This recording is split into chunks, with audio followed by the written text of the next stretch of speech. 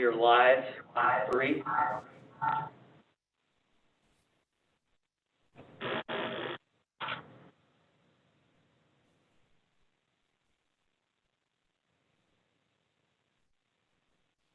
Yeah, you want to make sure if your computer, your audio should be on 3.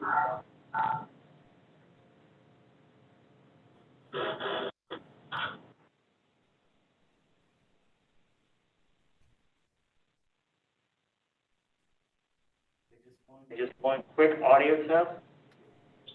No echo.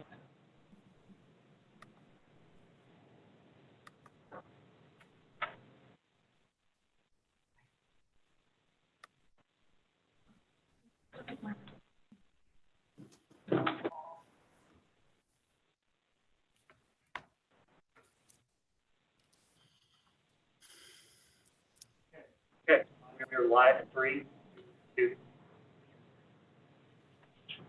Good evening, everyone. I'd like to call to order, please. Dr. Asner? Here. Director Faulkner? Here.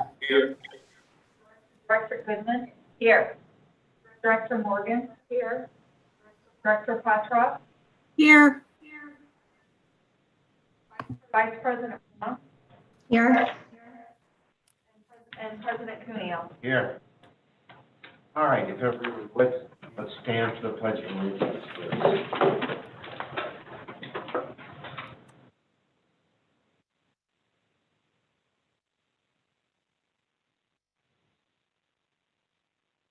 Pledge allegiance to the flag of the United States of America, and to the republic for which it stands, one nation, under God, indivisible, with liberty and justice for all.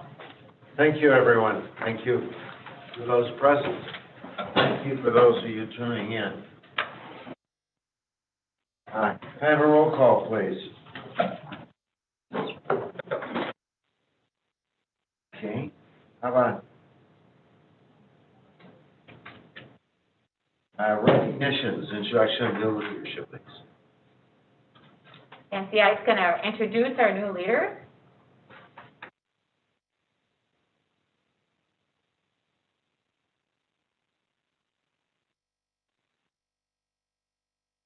So I'll try this without the mask, if you can hear me. President Cuneo, Vice President Brown, Board Directors, and Dr. Keenan, I'm Nancy Ide, SSD's Chief Communications Officer. Tonight it's my pleasure to introduce you to 7 staff members who have new leadership roles at SSD. Our first is Lisa Leonard Sneed. We're going to try to bring them into the room with us here. Does not appear to be on. She is. She's on. She is. She's got nice stuff.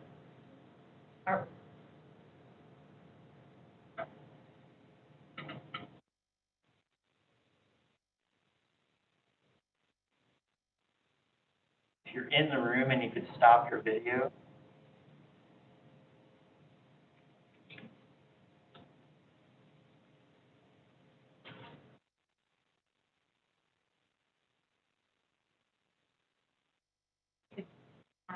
Oh, there she is.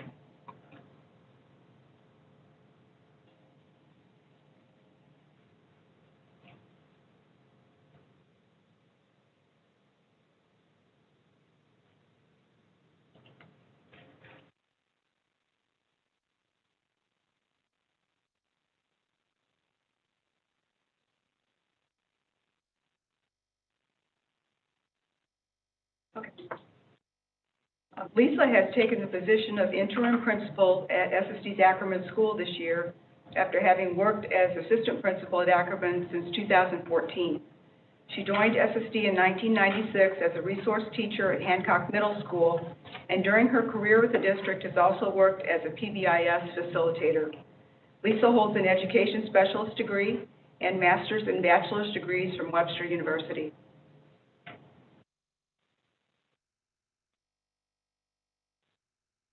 Welcome. Thank you. Katie Mears. There she is at the bottom. Katie is the district's new special education director for Afton School District. Katie joined SSD in 2004 as a special education teacher and served as the lead special education teacher in Afton beginning in 2017. She holds an education specialist degree in special education, earned a master's degree in education, and has a bachelor's degree in education with an emphasis in special education. Thanks, Katie.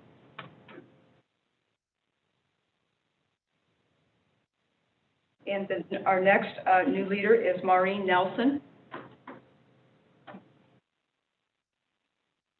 There she is at the bottom. Maureen is SSD's new lead area coordinator in Bayless School District. Maureen worked for the district for 4 years before joining SSD in 2015 as a resource teacher and then administrative intern. Maureen also worked as a teacher and center director for ACE Learning Centers and for a year as an ESL teacher at the Modern Language School in Taiwan. Maureen earned an education specialist degree, holds a master's degree in secondary administration and supervision, and has a bachelor's degree in English. Thanks, Maureen. Thank you.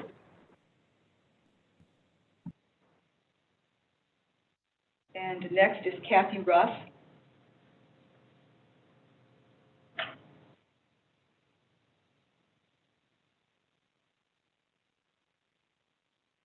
There she is, over on the left, right?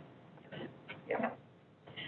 Kathy has taken the position of principal at SSD's Litzinger School, and Kathy joined in 2016 as an assistant principal at Southview School. She is a certified speech-language pathologist, and prior to joining SSD, spent 20 years serving students and families in the Francis Howell School District. Kathy earned an education specialist degree in educational administration and has master's and bachelor's degrees in communication sciences and disorders. She's been an adjunct professor at Lindenwood University School of Education since 2011. Thanks, Kathy. Thank you. And next is Stacy Sturdivant.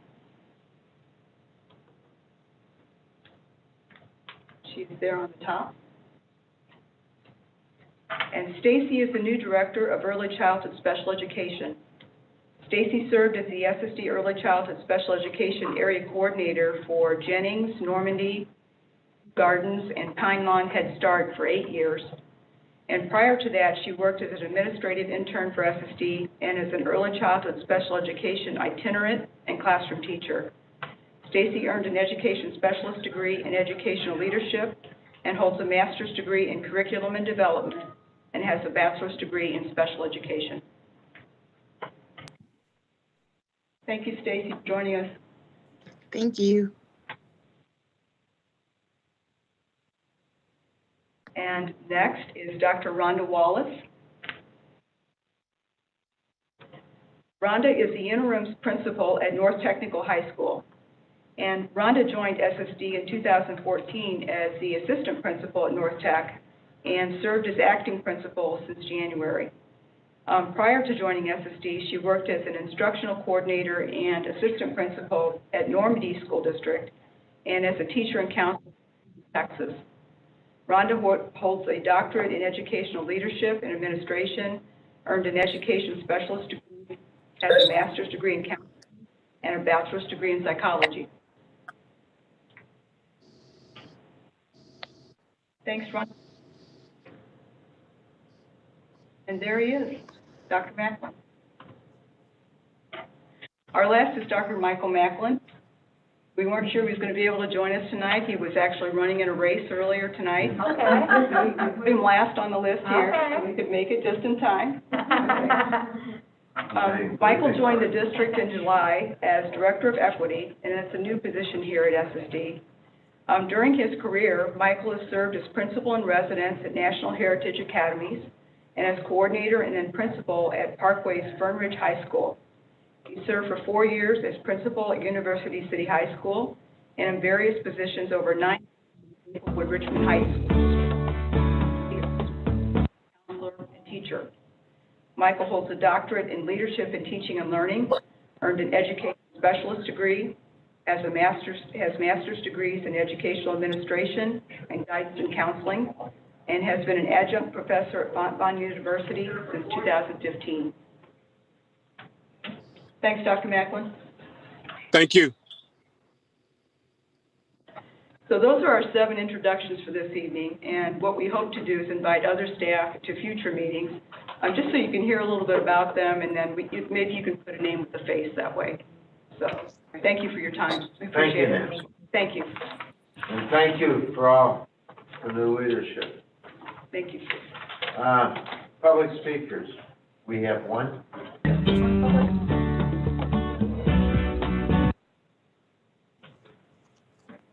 And it's Ashley Watson. Now it says Form G, or whatever document containing all of Form G components is required for the Missouri testing, following its July 30th changes to the IEP. So will Form G be used, or is equivalent being drafted in necessary collaboration with the PAC per Senate Bill 687?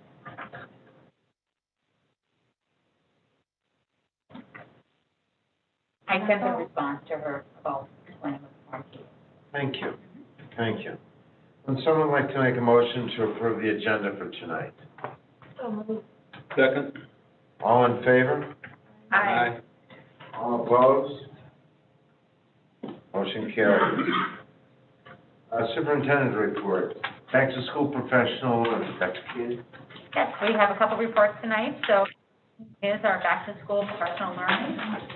We will be having Dr. Molly Bolton and Chiquita McRiddle present that information to all of you.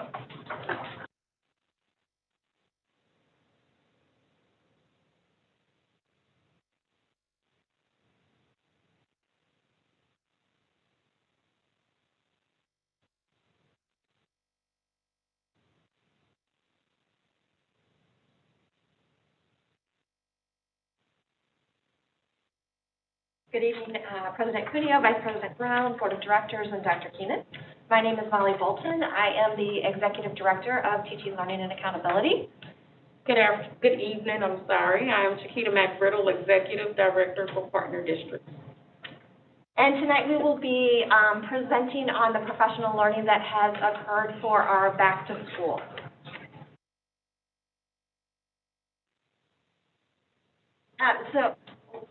There we go. The purpose of this presentation is to provide the board with some examples of the professional learning opportunities that were offered both in our partner districts as well as our SSD schools. Districts definitely provided a wide variety of professional opportunities during orientation week. And within the districts, though, the number of days before school started for orientation week ranged from 3 days to 9 days.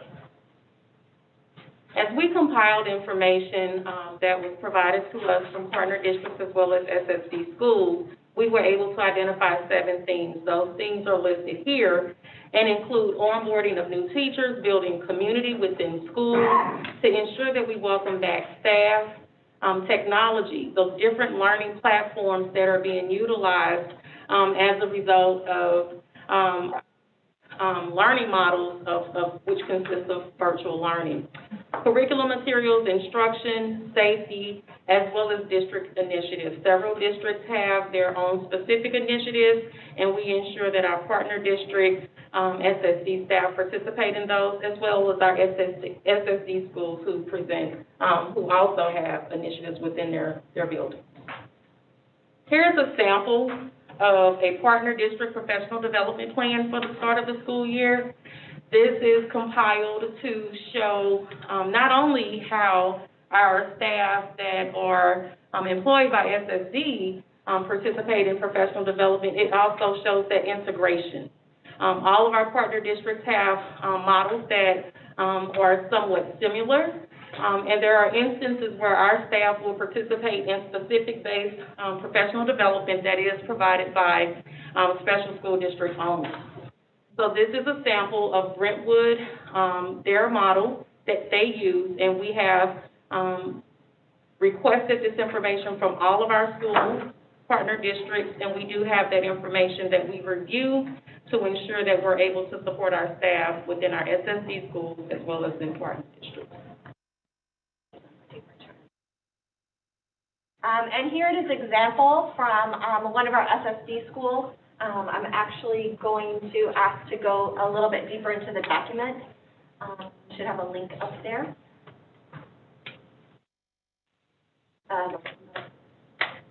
Thank you. And so this is a very detailed. You can see we have from August 10th through August 20th in our SSD schools. This is Northview's. You can see that we had some para-specific training as well as some teacher-specific training, as well as all staff together. This included different department meetings, which would include our paraprofessionals in those departments, as well as our teaching staff. You can see we also had some asynchronous professional learning that also took place, as well as many curriculum, new textbook adoptions, and things like that. We also had a lot of our technology training that took place during these times as well. So as you can see, the staff was very, very busy preparing with both synchronous meetings as well as asynchronous meetings and getting things prepared for virtual instruction as well.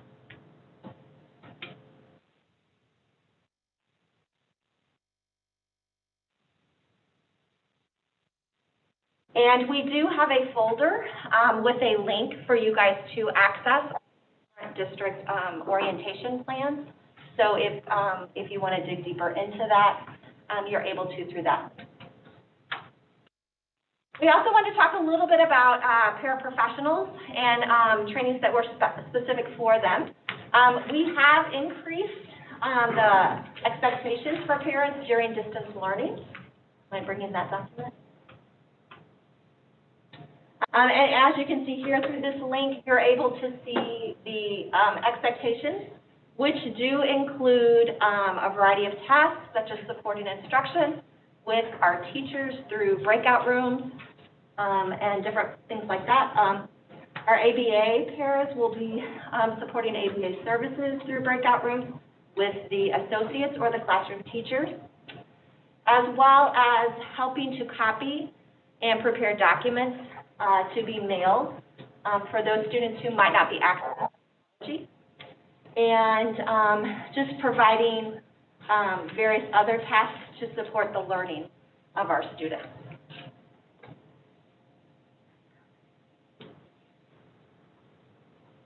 Some of the themes that we had specific to paras for professional learning, we did have our Safe Schools modules that they were required to complete, as well as NCI refresher modules. They did participate in all staff orientation. We did have specific sessions for them for the para expectations so that they were very clear on what those expectations were. They also received an overview of distance learning and uses of technology. And that was very dependent upon the district that they were with. We have many different districts using different platforms, and so paras were included in a lot of those trainings. And then, of course, the district-specific training for the different initiatives. And that is the overview of what back-to-school professional learning looked like for our staff. Do you have any questions? Okay, thank you. No questions. Thank you. All right, our second presentation is a presentation regarding our family town hall. This is updates around all of the town halls that we have done. We have 4 left to do. We will have both Dr. Gergesi, Chiquita Manfredo, and Kevin Andert present this information to all of you, to give you a context and background and what the content of the information was.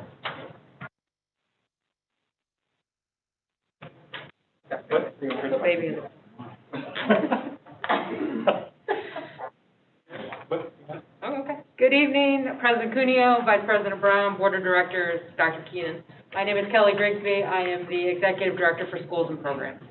Again, I'm Chiquita McBriddle, Executive Director of Partner Districts. Hi, and I'm Kevin Anders, Executive Director of Career and Technical Education in College and Career Readiness.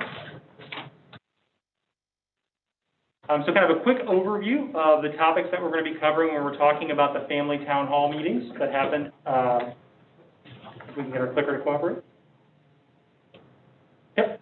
So we're going to talk a little bit about the purpose of the town halls. We're going to talk about communication and RSVP process for the partner districts as well as the SSD schools. Talking about the structure and format of the town hall meetings.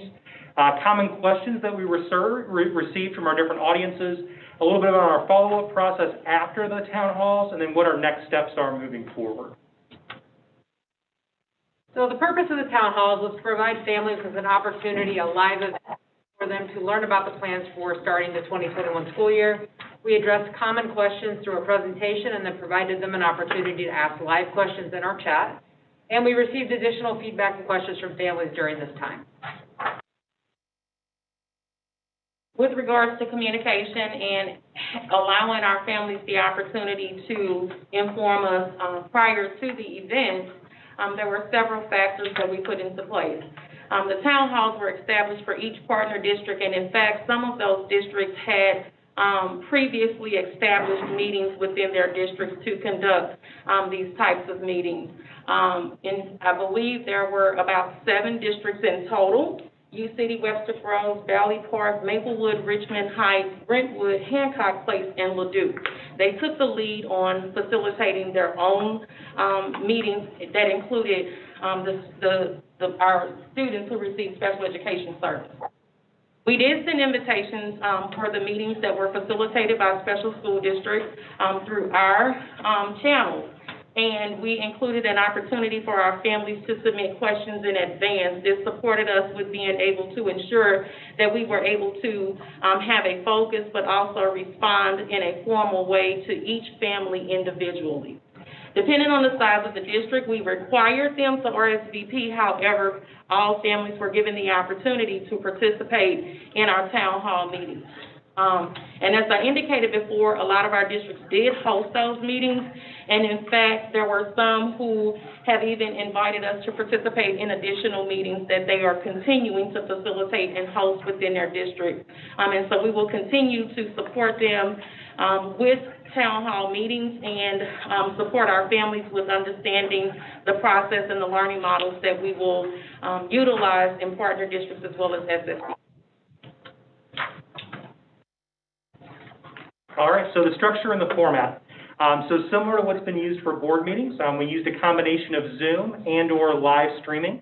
So for some of our smaller schools or partner districts, we were able to do the entire town hall through Zoom. However, for some of our larger districts and larger schools, we needed to stream through YouTube so that way we could have as large of an audience as we needed to be able to access the town hall, participate.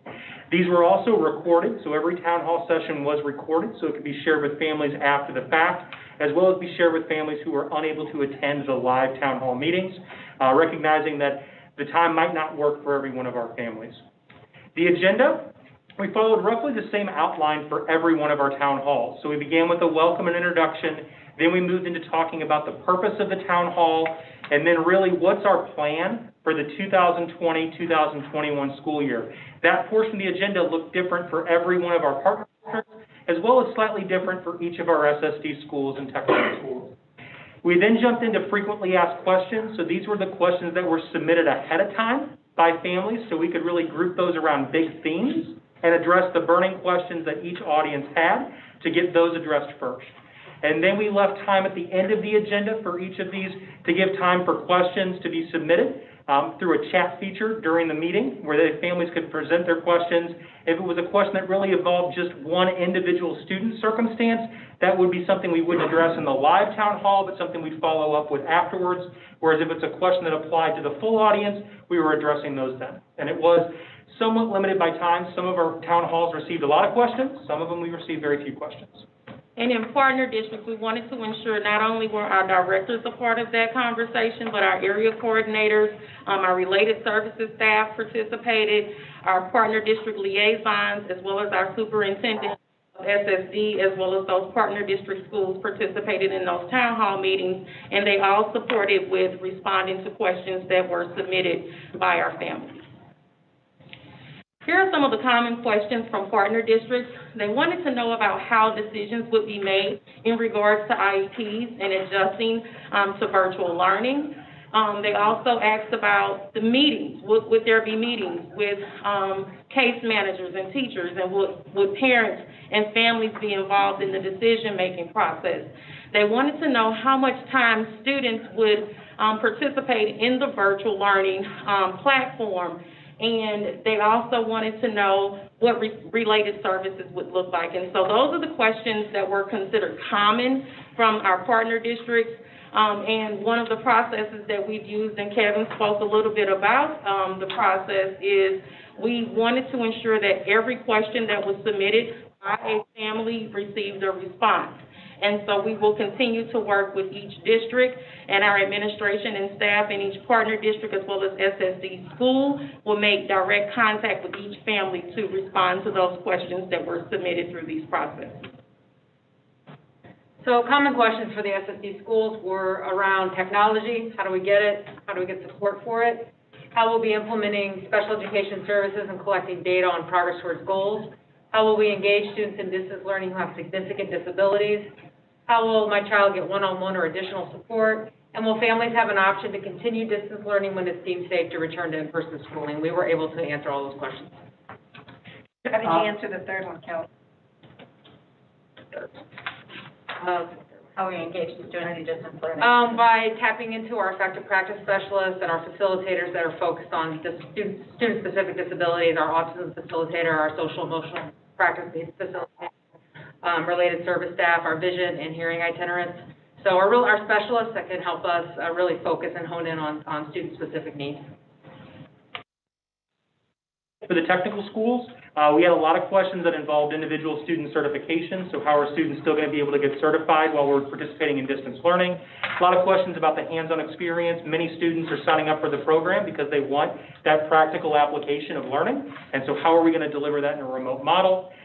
Will students still be able to earn college credit? There were a lot of questions about what happens when we do reopen. When we reopen, will students be allowed to remain virtual, or will everybody be coming in person? And then also, how will we be meeting the needs of students with IEPs? Could you answer those first three? Absolutely. So for students with certification opportunities, it's going to vary from program to program. Many of our programs, we are able to deliver the certification remotely. For programs where we're not necessarily able to certify the student while we're working remotely, we can lay the foundation so that when we do get to the point where we're in person, the time will be condensed, where it would still be possible to be able to obtain certification at the end of the year. For the hands-on experiences, it's varying from program to program, but across the board, one of the big things our teachers are doing are developing kits that can be sent home to students and families where they're going to be able to do projects in their home, replicating what they do in the classroom. One really neat example in our HVAC program, so heating, ventilation, air conditioning, they're sending home basically large cardboard sheets and having the students replicate what they would be doing with sheet metal, but they're doing that with cardboard instead just because it's a whole lot easier to transport and a lot safer to send cardboard home than sheet metal. And they're going to be basically replicating ductwork with that project and then talking about forced airflow, seeing what happens when a fan direction goes one way or the other. So we're still hitting on a lot of those themes and getting through the theory of it. So then when we get into the classroom, we'll be able to jump to the practical application component. And then for the college credit piece, nearly all of our programs are going to still be able to offer the college credit that we currently offer. The only asterisk that I would put there is we have a couple programs that offer as many as 12 hours of college credit. We might not be able to do all 12 hours of college credit. The students might be looking more at 9 hours as opposed to 12 hours. Thank you. So our follow-up process. All of our sessions were recorded and will be posted on our website. Frequently asked question guides were established after each town hall, and we answered the questions that were received in advance and also the questions that were received during the town hall meetings. These are shared with families. Presentations for the SSD schools were also posted on their websites. Questions or concerns involving individual students were directed to the appropriate administrator and then followed up on, and that those that signed in received individual follow-up conduct. Our next step includes completing the remaining town hall meetings this week. We have 4 that are scheduled this week, and I believe and spoke to those. We do have the link to our town hall schedule that we have provided previously, and we have this information here for you to review.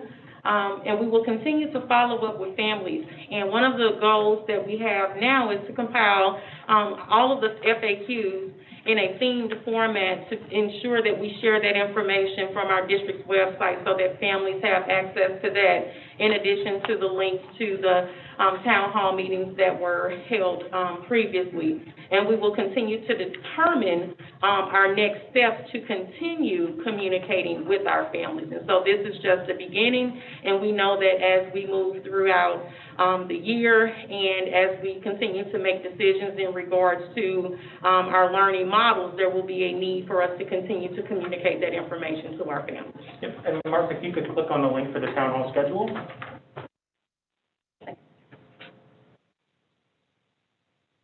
And so that's the breakdown of the town hall schedule. As far as attendance and participation goes with the town halls, it varied based off the size of the district. So our smaller districts and SSD separate schools had somewhere in the neighborhood of 20 to 40 families that were tuning in. Our larger districts, it was around 200 to 400. I think the largest district that participation, I think we reached close to over 300 families, and that was Rockwood and Hope Parkway. And then for the technical high schools, North Tech and South Tech each had around 60 to 100 families that participated. Are there any questions? Yes. Can we go back to page 7, please, number 3, that question? How would you engage students in distance learning as significant disabilities?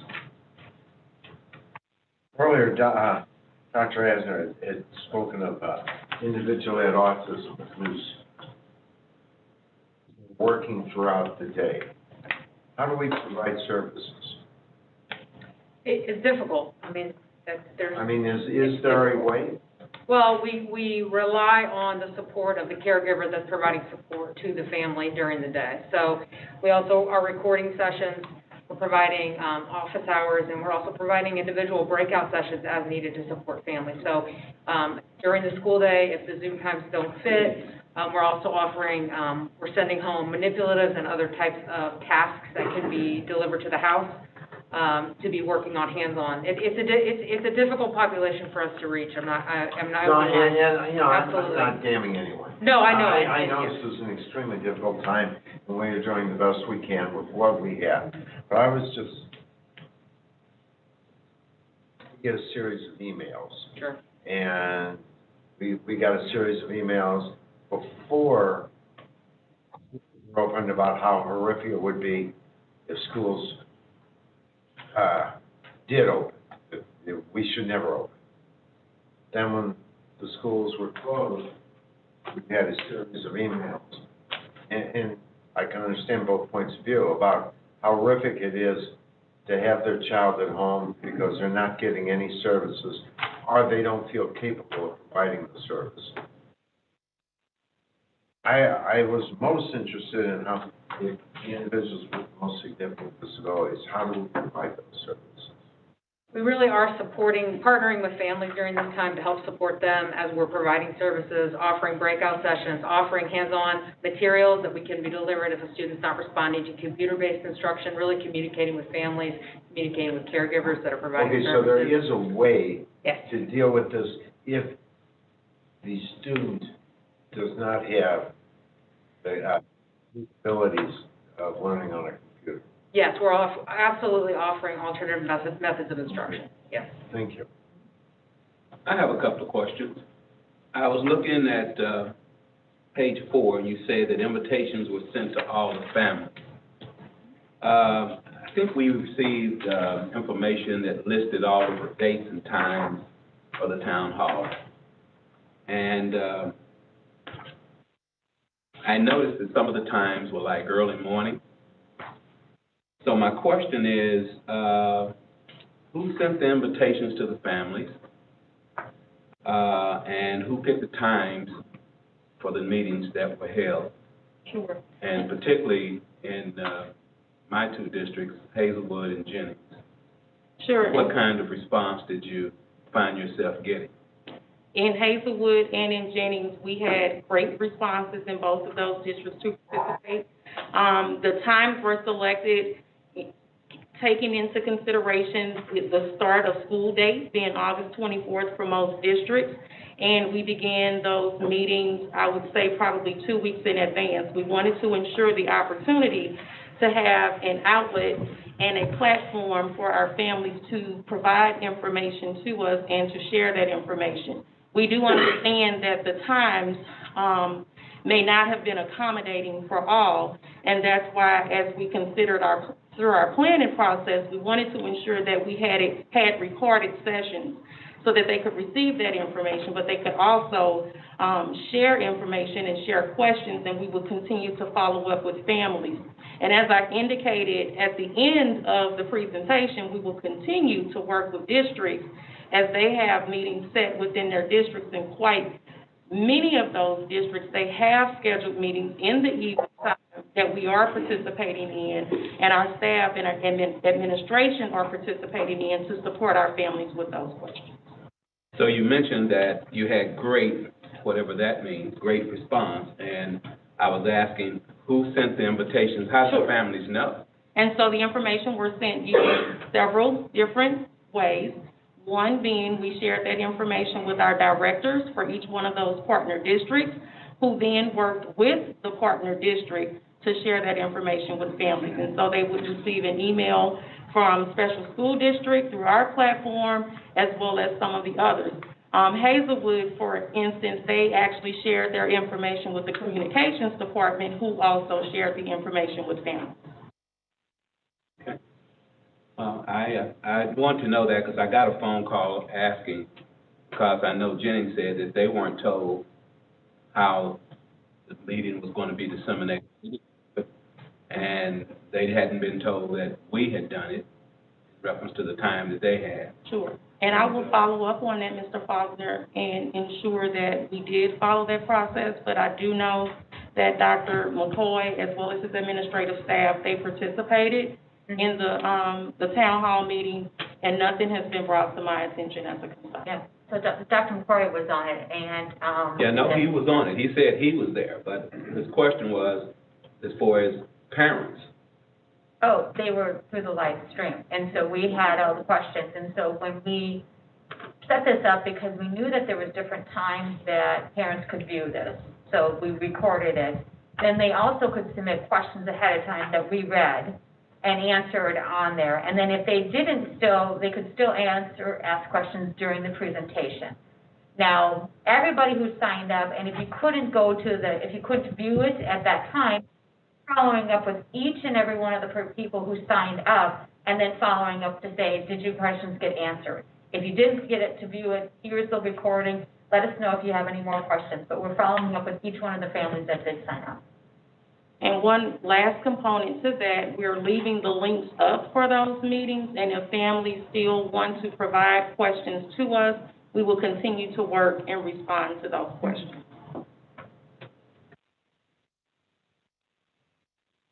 What kind of feedback did you get from the families after town hall? After the town hall meetings, and this was a discussion that we had earlier, I want to talk about prior to the town hall meetings, we received a very large amount of emails, phone calls, and Let's Talk responses that were shared with the district. Since those town hall meetings have been implemented and some have been completed, we've received very few concerns as a result of putting these plans in place. Great. That's the same situation for the schools as well. Most of the questions we received during the town hall itself, with regards to live questions, were about student-specific schedules. And what it also allowed us to do was really reflect upon the work that we need to do to continue to support our families and to be visible within our SSD schools as well as our partner districts. And so this week we did have time to actually get out and to observe and to see what in addition we may need to do to support our staff as well as our families and our students as we enter into this virtual platform. We know that it's not an easy process, and we know that we have to be transparent, and we have to be readily available to respond to. We know that we can't make everyone happy, as Dr. Cuneo said, but we have to be transparent and we have to be supportive, regardless of the feelings and the anxiety that we receive and or we may feel. I really applaud your efforts to organize and execute all those town hall meetings. Very nice job. Thank you. Thank you. Thank you. Thank you. Thank you. Any other questions? Thank you. All right, someone make a motion to approve the consensual items, 7.01 to 7.15.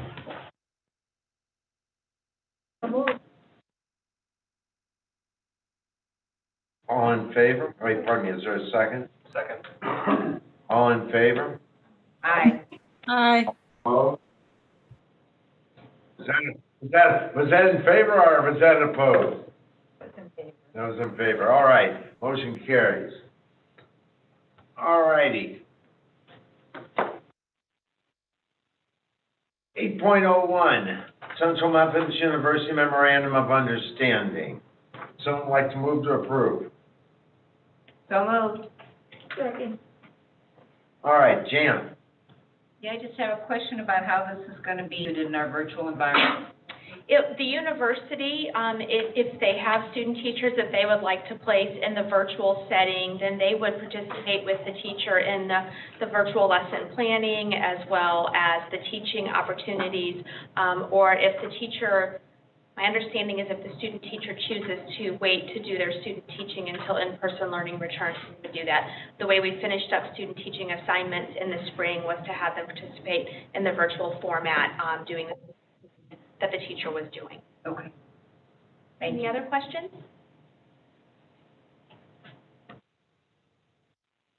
All right, 8.02, increase the full-time. I think we have to. Oh, I'm sorry, let's get a vote on that. All in favor? Aye. Aye. All opposed? Motion carries. 4.02, increase full-time position by .20 at the Early Childhood Department is requesting a 2.0 to of a .5 full-time position to a facilitator and add to the .80 full-time administrator, full-time facilitator position. Final result, the .30 FTE SLP position and a 1.0 FTE facilitator position. Jan, this is your question. Yes, first I'm going to move approval if I could, please. Yes. Would someone like to second? Second. Thank you. Jan. I was just looking for a translation of that. Sure, so I'm going to give you the best translation possible. Let me first say that here, this is an error. This should be .2 and not 2.0. Okay? So basically, they're taking a .2 full-time SLP position and they're adding it to a .8 position to make it a 1.0 position. In addition to that, we're also, that will leave us with one full-time facilitator position and a .3 FTE SLP position that is vacant due to a retirement. May I request, please? Sure. When we throw out all those numbers, pardon me, and all those acronyms, can we define what those are? Yeah. I'm with you, Jan. I was trying to figure out what that meant. I thought it was a bad Scrabble game. And then it's only a .2 increase Yeah, in the budget. So, All right, thank you. Any other questions on Yeah, that? the typo. the typo, yeah. Okay. All right, all in favor? Aye. All Aye. opposed? Motion carries. Bids and award approval. Make a motion to approve. So moved. Thank you. Jan? I was just, looking at J, which is the fire training, and I was just wondering if that's gonna be able to happen. Kevin? I will defer to Kevin, or, again. All right, thanks. So we have been in communication with the St. Louis Fire Academy. The bulk of that training is actually going to happen, traditionally happens fourth quarter, so it would all happen spring break onward is when that would happen. So that's when it would be scheduled to take place. Because of the way the firefighting certification is set up, it used to be that we would do it over the course of the year, but now they have to be within so many days of when students would turn 18. And so to be able to hit that window for everybody on the roster, we have to do it fourth quarter. Even during the closure, St. Louis Fire Academy continued to operate because they are deemed essential workers, and so training firefighters is determined an essential function in the state. So even if school districts are closed, the St. Louis Fire Academy would remain open. And if we did so let's say that we were closed, when they were running in the spring, they were running in very small numbers, where we bring in small cohorts of students as opposed to bringing in a full class of students. And the way that that program is set up, everything would be socially distant, and they'd be wearing self-contained breathing apparatus and all those types of things that would add additional layers of safety. Once they have all their fire gear on, you're pretty well protected from the outside world. Gotcha. Great. Oh, that's a great explanation. Thank you. Yep, absolutely. Thank you. All right, anybody else have any questions on this? Thank you. All in favor? Aye. All opposed? All right, 8.04, paraprofessional support for student attending Logos School. Would someone like to make a motion to approve? So moved. Jan? I think I had this answered earlier. I didn't know if this was one of our paras that was to be assigned, but I think you explained earlier, Logos. Yes, ma'am. Logos will hire and yes, and. Okay, good. Yes. Thank you. Any other questions on this? All right, all in favor? Aye. All opposed? Motion carries. Would someone like to make a motion for a closed meeting of the Board of Education on September 8th and September 22nd at 5:30 p.m.? So, A second on that. All right, I need a roll call. Director Asner? yes. Director Faulkner? Yes. Director Goodman? Yes. Director Morgan? Yes. Director Petrov? Yes. Vice President Brown? Yes. President Cuneo? Yes. All right, would someone like to make an approval of the minutes of the last meetings? I'll move approval. All in favor? Aye. All opposed? Motion carries. The following items were approved in tonight's executive meeting: employment, resignations, retirements, salary adjustments, extra duty pay, non-paid leaves of absence, reemployment of support staff for 2020 and 2021 school year, and 3 settlements. Board's requests and response to requests. Thank you, Mayor. To date on That. Any board communications? I do have one, President Cuneo. Yes. I took over Joan Zavitsky's assignment as our. That's why you had 4 questions tonight? I mean, on the Ed Plus committee. Oh, On the Ed okay. Plus board, and we had our first meeting finally, virtually, last week. The first one they've had since February. And I just wanted to report back that I think you've all seen probably the work they're doing, communicating and answering questions. And yeah, they're really doing a nice job. They're really focusing on it. And we also had an interesting discussion about their healthcare approach for their employees, that they have a 3-tiered healthcare plan, where there's a base level of, what's provided, and then you can tier up or tier down, depending upon what the needs are of the employee. So I think they've been doing that for some time. So model possibly for us to look at if you're interested in doing something like that in the future. I found it rather intriguing. That's all. Thank you. The only thing that I had, I saw that the email went out saying that MSBA is going to be virtual. Online. Do you know how that's going to be done? You just check in on Zoom or you check in Yeah, on they the did web? some of that with Desi's, conference, and they just have you sign up and you basically will go to different sessions. But you're all doing it from Zoom, so you're just basically doing it online. Because it's not exciting enough in person. Right. Oh, you haven't been there for a long time. Well, I will say one thing. Yeah. It will at least be, you won't have to do ADA accommodations. Right. That place does not have ADA accommodations. Well, I don't know, I haven't been there so. I can't imagine. You haven't been to Margaritaville? No. Yeah. All righty, calendar of events, I'll let everyone look at that. Would someone like to make a motion to adjourn, please? So moved. All in favor? Aye. Aye. All opposed? Thank you. All opposed? Motion carries. Thank you, everyone. It is before 8:30.